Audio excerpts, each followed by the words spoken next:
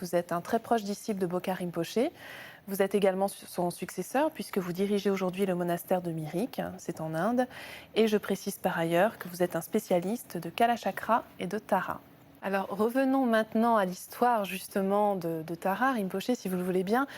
Quelle est son origine? Est-ce que vous pouvez nous en dire un mot? Donc, il faut distinguer deux choses. Il y a Tara sur le plan ultime et Tara sur le plan relatif.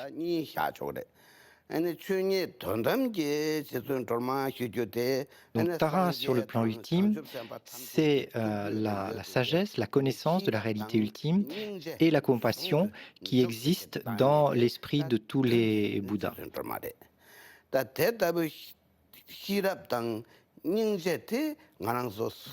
Maintenant, cette sagesse et cette compassion, nous ne pouvons pas les voir directement. Et c'est pour cette raison que sur le plan relatif, la sagesse et la compassion apparaissent sous la forme d'une divinité, et cette divinité, c'est Tara.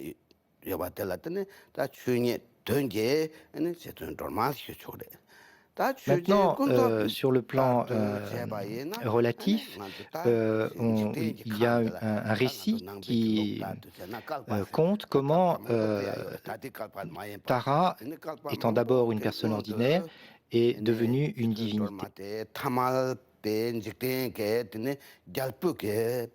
Donc on dit qu'il y a de très nombreux kalpas, disons de très nombreuses ères cosmiques, vivait une princesse qui s'appelait Lune de sagesse.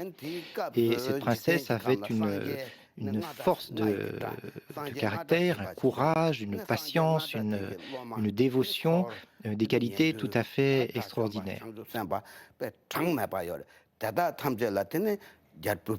Et à la même époque vivait un Bouddha qui s'appelait Son du Tambour. Et ce Bouddha avait un très très grand cercle de disciples, parmi lesquels il y avait des bodhisattvas, des moines, etc. Et tous avaient une immense admiration pour cette princesse en voyant les qualités qu'elle avait. Et c'est pour cette raison que le Bouddha un jour a fait une prophétie et il a dit à la princesse, ces qualités vous mèneront jusqu'à l'éveil et vous obtiendrez l'éveil sous une forme féminine.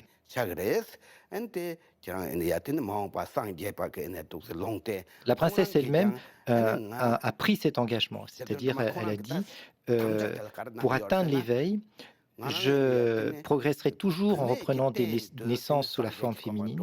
Une fois que j'aurai atteint l'éveil, je me manifesterai sous une forme féminine.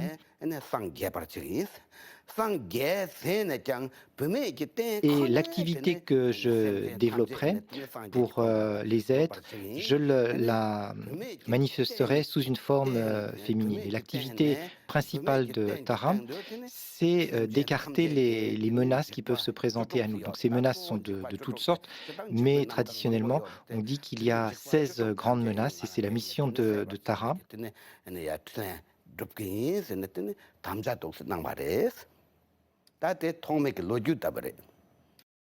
Alors lorsque l'on évoque Tara, on pense immédiatement à une louange qui a été écrite pour cette divinité, qui est très très belle. Est-ce que vous pouvez nous la présenter, Rinpoché? D'ailleurs, on la compare souvent à la prière dédiée à la Vierge Marie en Occident.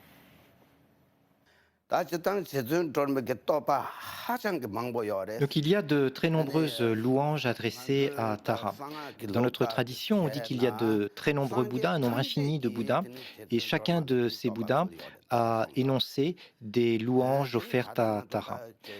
Donc en particulier, en ce qui nous concerne, le Bouddha Shakyamuni a révélé de nombreux tantras en rapport avec Tara, et il a énoncé de nombreuses louanges adressées à Tara. Mais la louange la plus célèbre, celle que tout le monde connaît au Tibet, que ce soit les érudits ou les gens ordinaires, c'est ce qu'on appelle la louange aux 21 Taras ou aux 21 aspects de Tara. Donc cette louange a été énoncée par le Bouddha lui-même et elle est très très profonde. De chaque mot, on peut tirer un sens très profond, on peut développer de nombreux commentaires à partir de chaque mot de cette louange.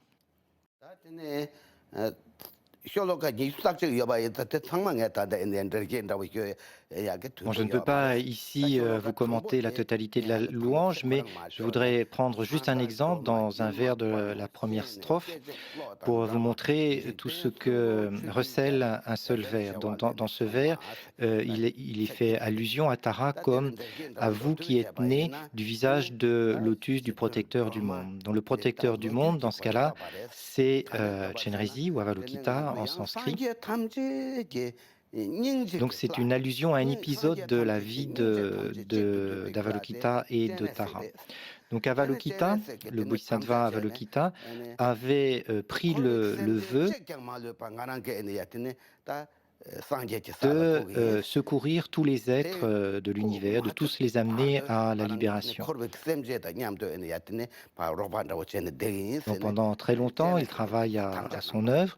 Et un jour, il se dit, tiens, je vais regarder maintenant s'il reste encore beaucoup d'êtres à libérer. Et regardant le monde, il voit que finalement, il y a pratiquement autant d'êtres qu'avant, qui sont toujours prisonniers du monde et de l'illusion. Donc ceci produit un grand sentiment de tristesse dans son esprit. Il se dit, mais c'est pas possible, je n'y arriverai jamais. Et sous l'effet de cette tristesse, des larmes tombent de ses yeux. Et ces larmes forment un petit lac devant lui. Et au milieu de ce lac s'épanouit un lotus à 21 pétales. Et sur chacun des pétales apparaît un aspect de Tara différent. Donc ce sont les 21 Taras qui apparaissent devant lui. Et ces 21 Taras s'adressent à lui et lui disent, mais ne te décourage pas, désormais nous serons toujours avec toi pour t'aider dans ta tâche, donc continue à œuvrer pour secourir tous les êtres, continue pour les libérer et nous serons tes assistantes dans ce travail. Eh bien, nous allons nous quitter sur cette très belle histoire, Rinpoche.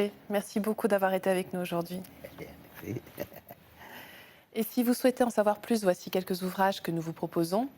Je vous rappelle tout d'abord le livre de notre invité sur lequel nous nous sommes basés pour préparer cette émission, Les Splendeurs de Tara, publié chez Claire Lumière. Toujours chez Claire Lumière, Tara, l'éveil au féminin, de Bokar Rinpoche. Et enfin, Bouddha de la Galerie Céleste, publié chez Synchronique Éditions. C'est la fin de notre émission. Vous pouvez la revoir pendant toute une semaine sur le site internet de France 2 en consultant plus.fr. Merci à tous.